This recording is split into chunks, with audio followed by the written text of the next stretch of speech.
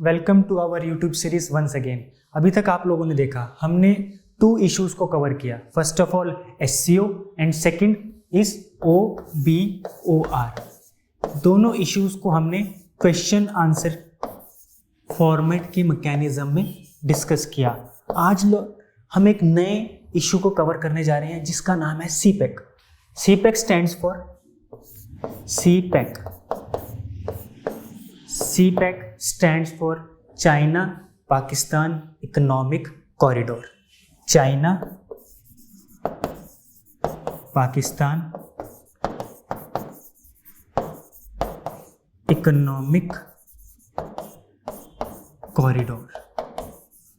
अब ये जो प्रोजेक्ट है चाइना का, हमने लास्ट क्लास में डिस्कस किया था कि ये पेट प्रोजेक्ट है BRI का। BRI stand for belt and road initiative. अब इस प्रोजेक्ट में है क्या, इससे प्रॉब्लम्स इंडिया के लिए क्या है और इस प्रोजेक्ट से पर्टिकुलरली चाइना को क्या बेनिफिट होने वाला है, वो आज हम इस क्लास में डिस्कस करेंगे।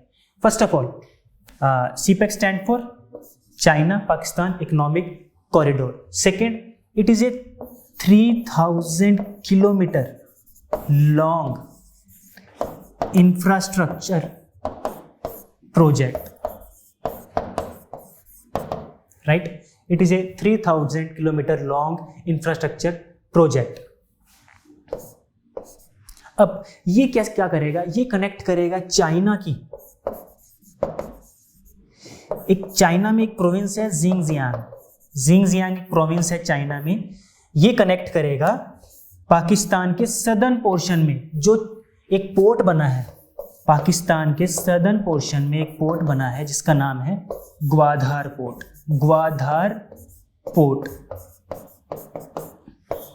इससे चाइना के नॉर्थ वेस्टर्न रीजन में प्रोविंस है जिंगजियांग, इसको कनेक्ट करेगा पाकिस्तान के सदर्न पोर्शन में जहां पे है ग्वादर पोर्ट। अब इसका बेनिफिट चाइना को क्या है और पाकिस्तान को क्या है, बट इंडिया को इस प्रोजेक्ट से ऑब्जेक्शन है, वो लेटर ऑन क्लास में डिस्कस करते चलेंगे। अब देखिए, ये है वो project, Xinjiang province in China, और यहां पे एक प्लेस है कशगर। ओके, अब ये कनेक्ट कर रहा है पाकिस्तान के ग्वादर पोर्ट से। ये है southern portion of Pakistan. Okay, this is the southern portion of Pakistan. Xinjiang के प्रोविंस कशगर से होते हुए ये इस्लामाबाद जो कैपिटल है, उसके बाद ये कनेक्ट हो रहा है ग्वादर पोर्ट पे जाके। ओके, ये प्रोजेक्ट ये है और ये 3000 किलोमीटर लॉन्ग इंफ्रास्ट्रक्चर प्रोजेक्ट है। 3000 किलोमीटर लॉन्ग इंफ्रास्ट्रक्चर प्रोजेक्ट। अब इस प्रोजेक्ट से इंडिया को क्या प्रॉब्लम है और वी कैन से पाकिस्तान को और चाइना को इस प्रोजेक्ट से क्या बेनिफिट है, वो हम लोग देखते हैं। Suppose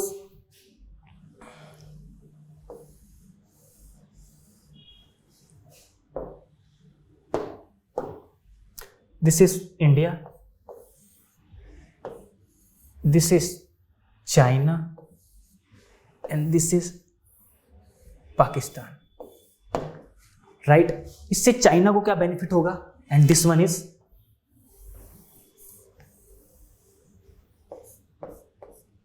Indian ocean. अब चाइना को डायरेक्ट कनेक्टिविटी मिलेगी इंडियन ओशियन के अंदर, direct connectivity.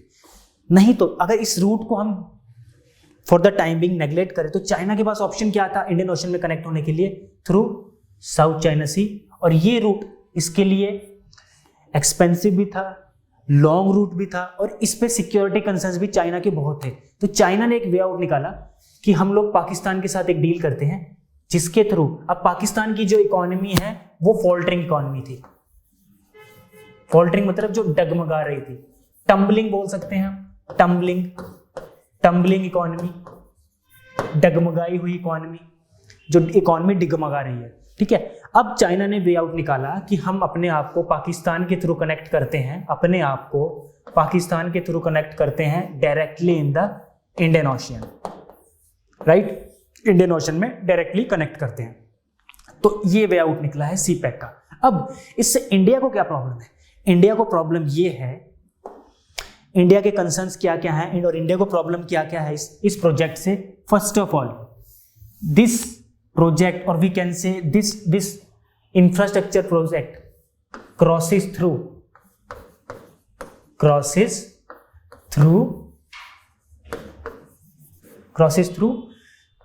POK region, Pakistan occupied Kashmir region. अब जो भी लोग हमें वीडियोस में देख रहे हैं उनको क्या करना है कि स्मॉल नोट्स अपने साथ बना के चलना है। उससे क्या होगा कि लेटर ऑन जब आप इन चीजों को रिवाइज करोगे तो आप एक इसको स्मूथ वे में रिवाइज कर सकते हो। Got it? चलो कैरी ऑन करते हैं।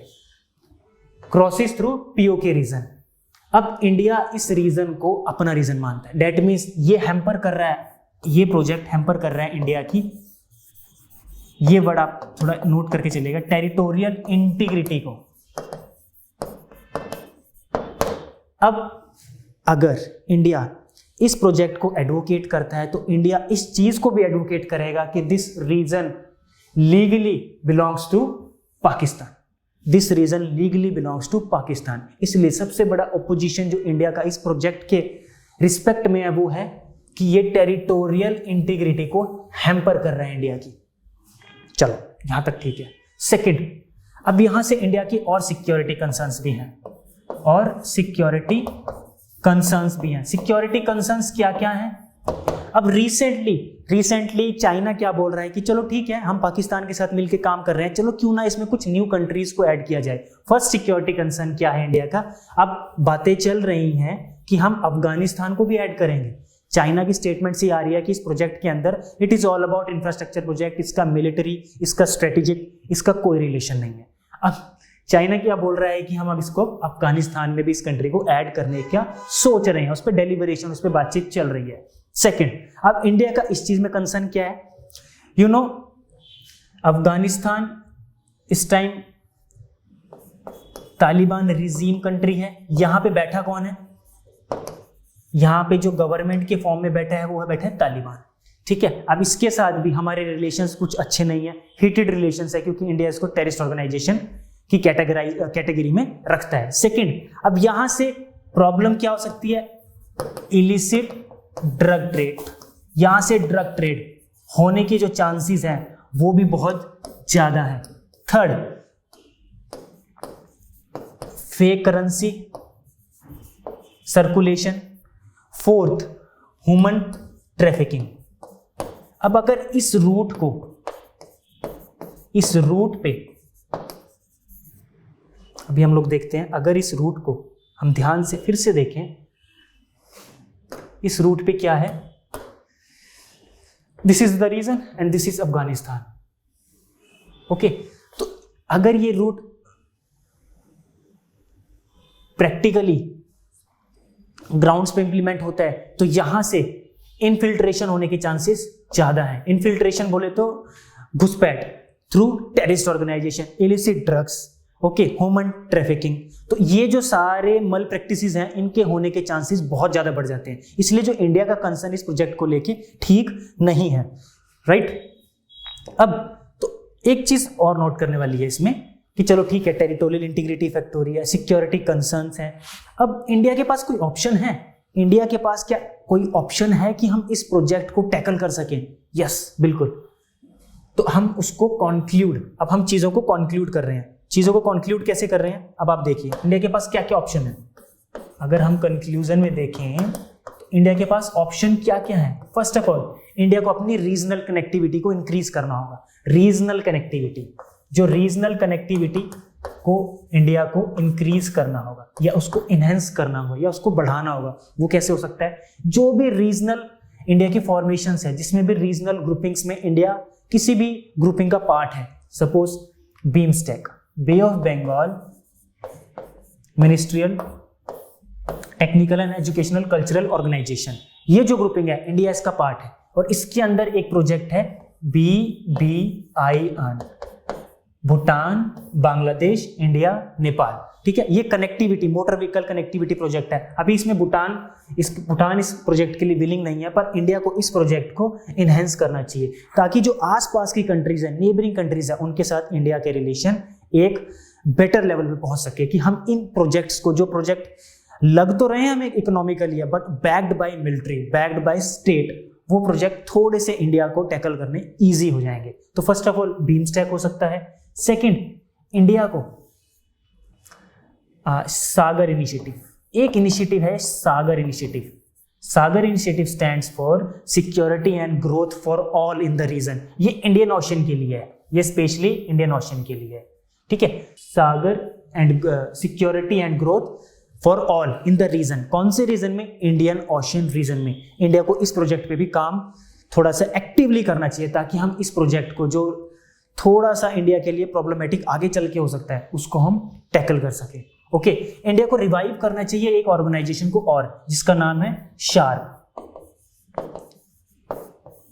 South Asian association of regional connectivity. Although past 4 to 5 years में इस ऑर्गेनाइजेशन के लिए हमारी गवर्नमेंट इतना विलिंग नहीं है कि इसके लिए हम काम कर रहे हैं, बट हमें फिर भी इस शार्प पे, इस ग्रुपिंग पे जाके अपने स्टैंड को फर्मली रखना चाहिए। अगर इन चीज़ों पे हम काम करते हैं तो maybe there are high chances कि हम ये जो प्रोजेक्ट्स हैं लाइक OBOR, उसका पेट प्रोजेक्ट जो अभी हम डिस्कस कर रहे हैं CPET, इसको हम आने वाले टाइम में अच्छे से और एक स्ट्रेटेजिकली वे में टैकल कर सकते हैं। इससे रिलेटेड एक क्वेश्चन है, आप लोग अपने पास जरूर नोट कीजिए उसको और लिखने की प्रैक्टिस कीजिए।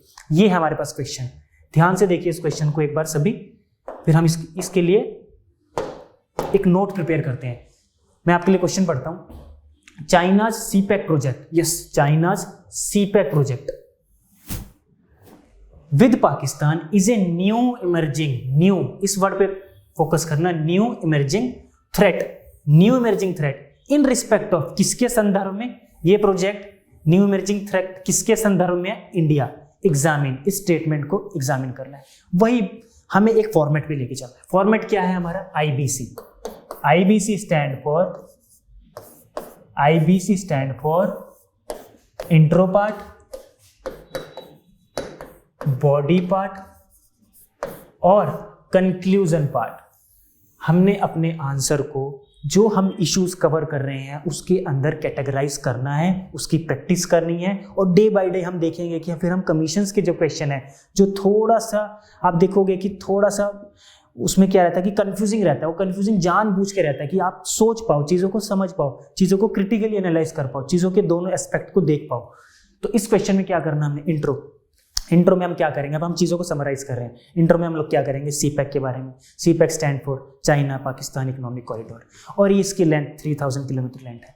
अब इसकी कनेक्टिविटी कहाँ पे है? चाइना की जो एक सिटी है, एक प्रोविंस है, वो जो ग्वादर से अपना पोर्ट है, वो दोनों को कनेक्ट करता है। अब इसमें, इस प्रोजेक्ट में इंडिया को क्या प्रॉब्लम हो सकती है? अब ये तो हो गया हमारा इंट्रो पार्ट, राइट। अगर आप एक मैप ड्रॉ कर दो, वहाँ पे अगर आप लोकेशन दिखा दो, तो इससे क्या होगा कि थोड़ा सा आपका जो आंसर है वो और थोड़ा प्रेजेंटेबल हो जाएगा। उसके बाद बॉडी पार्ट में अपने ऑब्जेक्शंस को रखना है कि इंडिया इस प्रोजेक्ट को ऑब्जेक्ट क्यों कर रहा है, उसके रीजंस क्या है, जो हमने अभी देखे उसके रीजंस क्या है। उसके रीजंस ये हैं कि वो टेरिटोरियल इंटीग्रिटी को इफेक्ट कर रहा है, हमारे उसमें सिक्योरिटी कंसर्न्स हैं। आप सिक्योरिटी कंसर्न्स को ऐसे लिख सकते हो, राइट, हमारे सिक्योरिटी कंसर्न्स ये हैं सभी। उसके बाद चलो ठीक है, तो इसके बाद क्या इंडिया के पास कोई वे आउट बचता है कि या सिंपली बस हमें एक्सेप्ट है कि चलो ठीक है, जो हो रहा है ठीक है, हम स्टेटमेंट दे रहे हैं कि नहीं ये ठीक नहीं है, बट क्या हम इसके लिए बैक ऑफ द माइंड या बैक ऑफ द स्टेज कोई एक्ट कर रहे हैं, कुछ अपना स्टेज पे काम कर रहे हैं? बिल्कुल कर रहे हैं।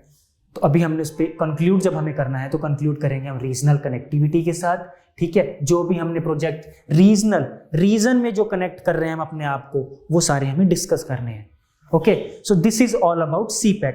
अब हम धीरे धीरे, आपने देखा हमने फर्स्ट ऑफ ऑल क्वाड को डिस्कस किया, राइट। क्वाड के बाद हमने डिस्कस किया, सॉरी क्वाड अभी हमने डिस्कस नहीं किया, सबसे पहले हमने डिस्कस किया SCO, राइट। SCO के बाद हमने डिस्कस किया OBOR, उसके बाद हमने डिस्कस किया CPEC। These are all hot topics जो अभी न्यूज में है, बट ये अपने आप में अब इश्यूज बनते जा रहे हैं। अभी हमने SCO को देखा कुछ टाइम पहले, OBR को देखा, OBOR को देखा, अब हमने CPEC को देखा।